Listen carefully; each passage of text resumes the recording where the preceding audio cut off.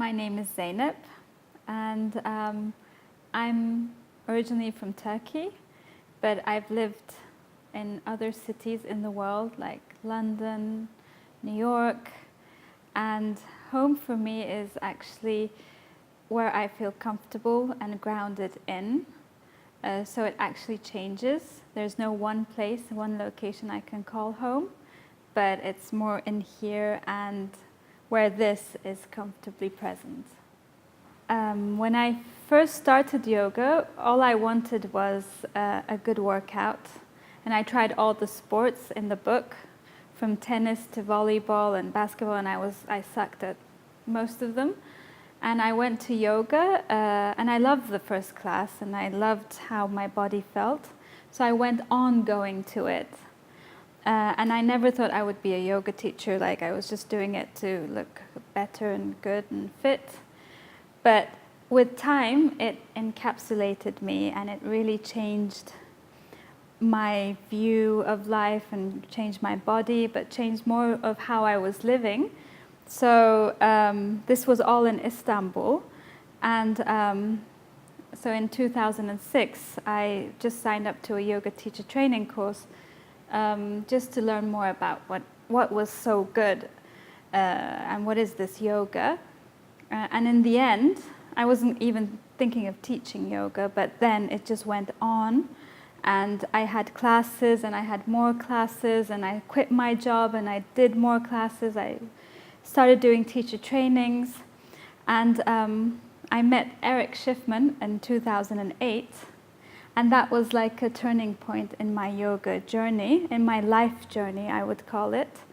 I remember going to his course and then going back to where I was staying and could feel something shifting in me. I realized what yoga was about. And until then, it was about feeling good and being fit. But from that day on, it switched forever into this place where it's such a spiritual practice, and it's about presence, and it's about being. And that's why I'm very grateful to him and to whatever brought me to him, all of the events, which I also remember one by one. And now at this moment, I'm teaching full-time, and I'm loving it. So inner guidance for me is what is already always present. And it's like the radio that you sometimes turn on and listen, or you just shut it and don't even hear it. But the radio is always going on. So inner guidance is always there. And it feels good to tap in, to ask, to feel, rather than just make quick decisions.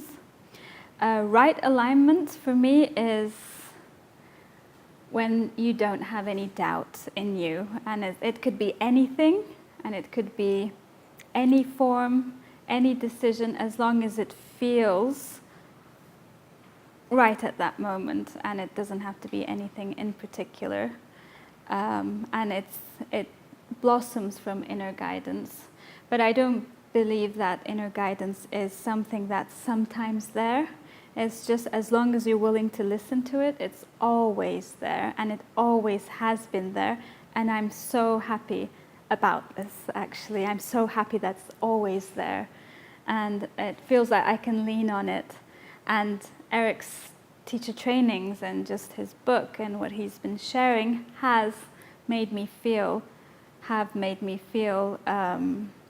what it really means to be guided from within.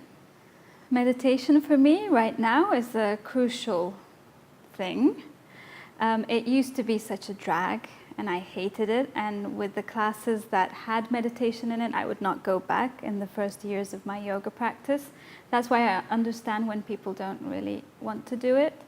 But with time, the more yoga I did and the things I was feeling, the more I wanted to sit in meditation. And I don't think you have to do it. Well, you probably have to do it every day for a certain time.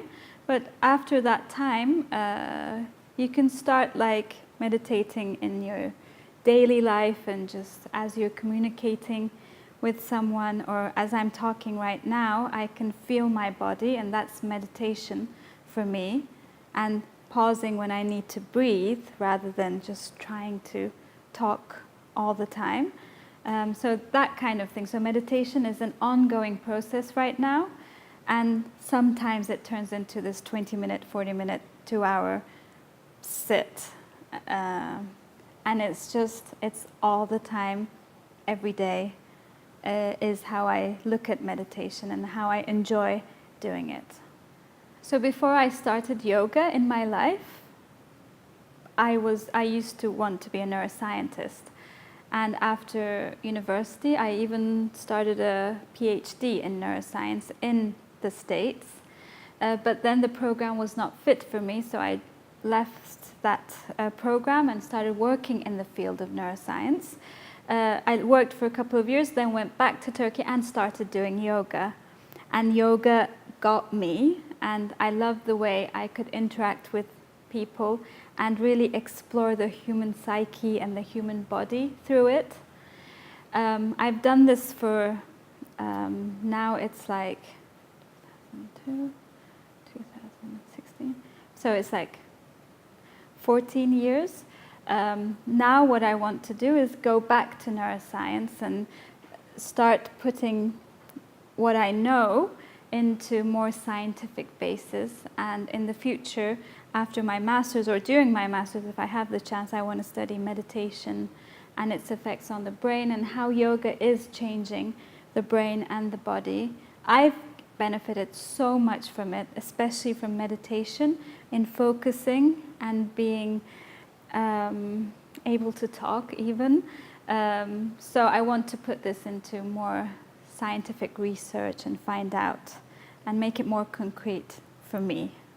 So the relationship between yoga and science for me is that what I've seen is the great scientists are great yogis at the same time. So when people advance in science, and when they, especially in physics and quantum physics, they come to this space where they realize what yoga has been saying, and they probably are proving too what yoga has been saying.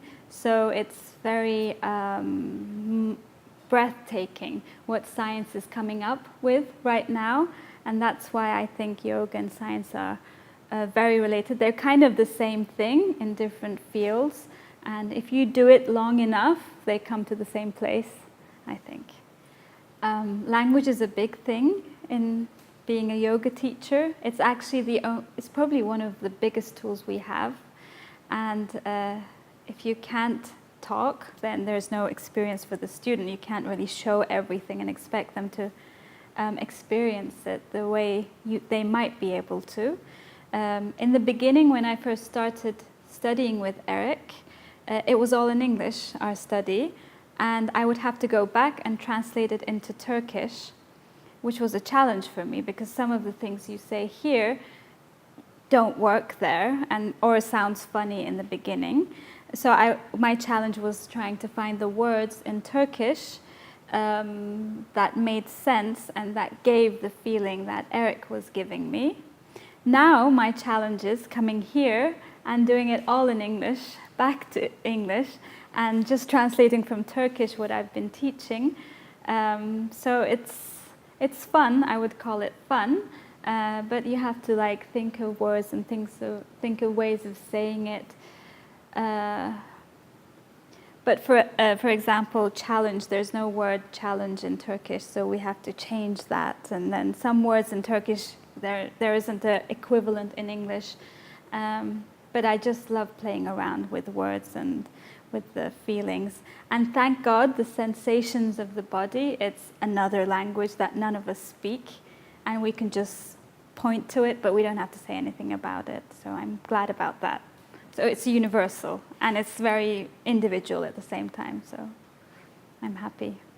When I came to Erich's training in 2008, I of course knew him from his book, but I came to the States thinking I'm going to buy all the yoga books that I have heard of and read, about, and I was so glad to be in the land of yoga books. So 2 days into his training, or 3 days, I went to the to the bookstore in Santa Barbara, and I got all the books that I was dreaming of into a basket.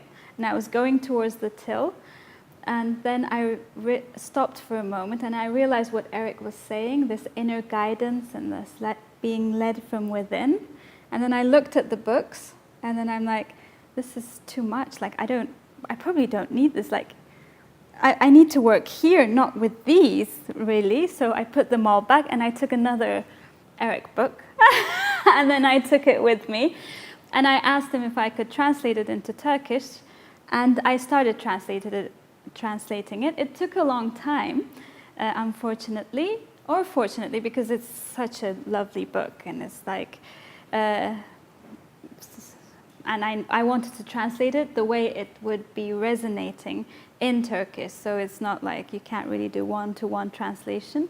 And what I did was I used some of the words, and I tried it in my classes and see if people were responding to it or not. So, and then I switched a little if they weren't responding. I finished the translation, so we're waiting for the publisher actually to start running the engine for the print. But I'll be very happy once it's printed. And people in Turkey are waiting for the Turkish version too, because they all know about Erich and love him already. And I hope it gets published as soon as possible. So Rumi is my favorite poet, and I would call him, he is from Turkey, even though he came from another area, and then he started living in Turkey, and his tomb is in Konya, where my father was born, and my mother's side is like supposed to be a few generations back, are from the same place where Rumi came from. But I don't think he's special just because of that. He's special because of the way he expresses and the way he resonates with me. And it just hits me in the heart, in the brain, wherever he's aiming, I think. I love the fact that Coleman Barks has translated him in such a beautiful way. I can resonate with him more through Coleman Barks' translation than Turkish translations, because he wasn't writing in Turkish, it was Persian. And he's, how would I call it?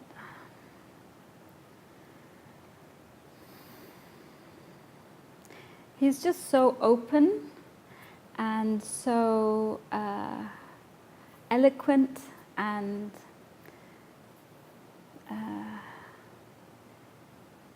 I don't know, I just think I'm so glad he was out there, and he's influenced so many people, and he's definitely in here, and I can understand why he was whirling, and I've tried whirling, and you know, I don't know how to express it. It's just beyond words. When you think about these things, it's just beyond words what the feeling is. But I'm very glad about the translations of Coleman Barks, and I strongly recommend, if you haven't already done it, check out those translations by him. My advice would be actually just, now that I spoke about Rumi, I'm thinking about what he's saying, and what I constantly recite, not constantly, but frequently recite within me is like, keep on walking, like go for it, go for what you're doing, what you are guided to do, what you like doing, but though there's no place to get to, so it's like right here, right now is the perfect moment. And they used to say this, oh, everything's perfect, and I would be like, no, it's not, look, I've got fat on me or whatever. But now, after all these years of yoga, I can understand what perfect means. Perfect means whatever's right now, and it can't be anywhere, any way else. This is how it is, and look where it got me, so I'm loving it in that sense. And then Rumi goes on saying, don't try to see through distances because that's not for human beings. And that's what I used to try and do, plan, what am I going to do in next year, how am I going to do it, and then bite my fists and nails. And then my advice to me, and maybe that can go through, is to just like relax and just stay with this moment and don't try to see through. And then move, but don't move the way fear makes you move, is what he ends it with. And that totally resonates with me too. Whenever there's a sensation of fear, just recognizing it and being just staying with it. Because I think if you try to run away from fear, that's even more fearful. Like, it's more scary to run away from fear. It's like, I can't handle this fear. So meditation is like a place of containing the fear, which I also have. And the fearful thoughts that come up to my mind, if I told it here, you would turn it off immediately. Like, are you scared from this? But yes, I'm scared from that. But it's just the sensation that's rising up in me. And through yoga, I've learned to like stay with it, maybe laugh at it if I can, and then just wait for it to dissolve or see what I can do with it. So Rumi says, move within, but don't move the way fear makes you move. And I think the movement of fear is very quick. So it's like getting away or snapping out or just reacting. And whenever that is happening, just realizing it and staying and pausing, as Erich would say, pause and just breathe and tune in and then do what you're supposed to do, which kind of releases you from that like trap of, the fear moving you. I know that my practice is working when I start thanking things in my life that I never used to thank. And this is going to sound a little weird, but I even sometimes thank the shower for being so lovely and like for being so nice and warm, or a flower or a bird, or seeing a bird is sometimes it takes my breath away. The hummingbirds here are amazing. And so these little things in life, when they become points of thanking or make me thankful, that's when I started to know this practice is working. And they used to tell me, you should be thankful to everything around you. I'm like, no, I'm not thankful. But when it started happening naturally, that's when I realized this is really working.